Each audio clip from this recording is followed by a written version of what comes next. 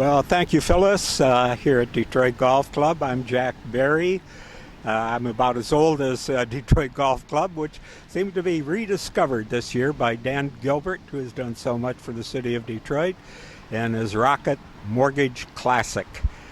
We got a good taste of the PGA Tour coming to the only private golf club inside the city limits of Detroit, and it was a spectacular show. And it was built on a very strong foundation here at Detroit Golf Club, a little over 100 years old, with two courses, north and south, designed by the great Donald Ross. And Donald's brother, Alec, was the first professional here. And as a matter of fact, he was recommended by Horace Rackham, which is a strong name in the Detroit area and, the whole Michigan area for the great philanthropist that he was. And he was one of the first found in on the foundation of the Ford Motor Company. He got some of that first stock.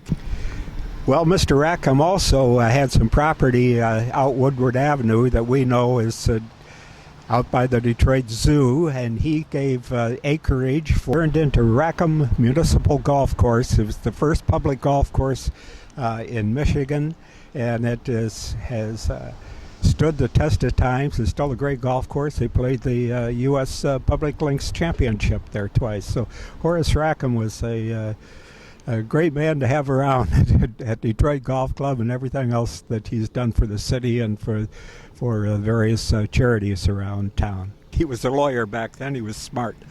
And Horace Rackham recommended to Detroit Golf Club that they hire Donald Ross's brother, Alec, as the first golf professional. And so Alec was hired and was here for a very long time. And he became the first president of the Michigan section of the PGA.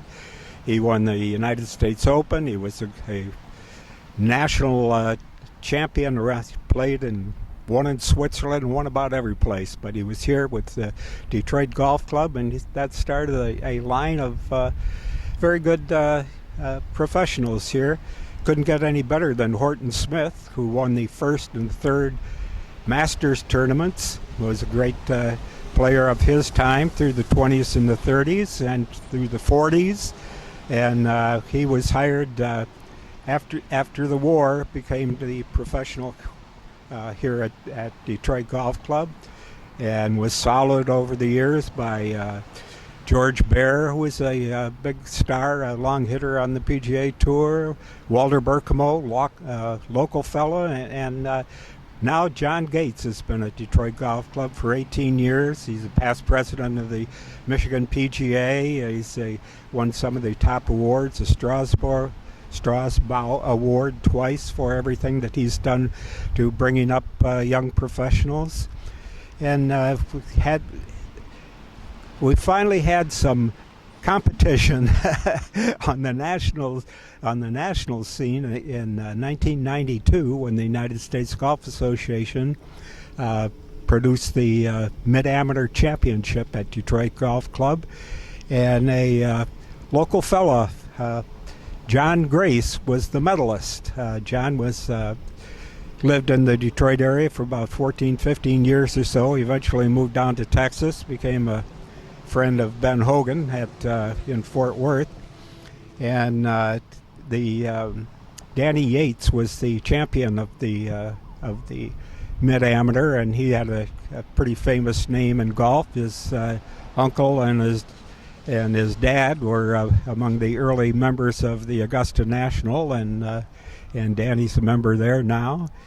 And moving on, in the war years, Detroit Golf Club was the scene of the Ryder Cup. Well, not the whole Ryder Cup, but from 1941, 2, and 3, we had 4 kind of Ryder Cups during the war. It happened, the 1939 Ryder Cup was supposed to be in the United States, in Florida, and war was breaking out in Europe.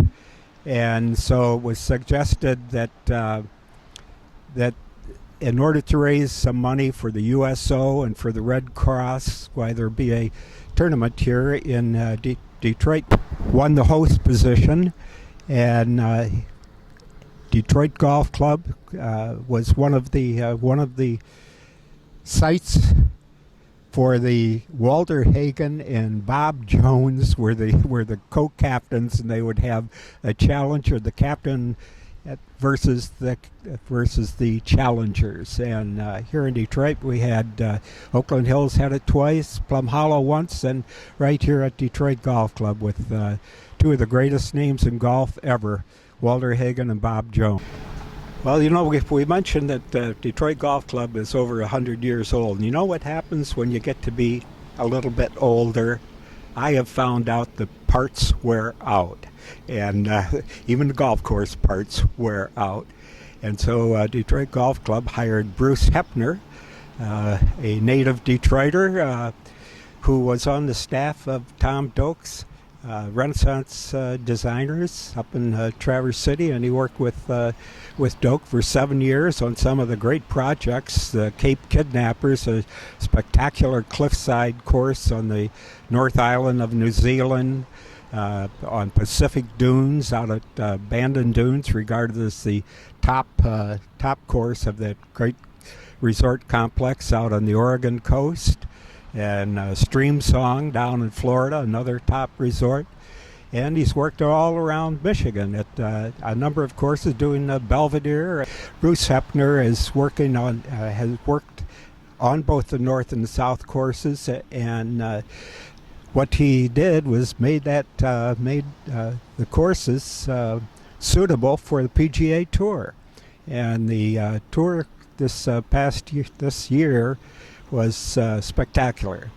The players loved it.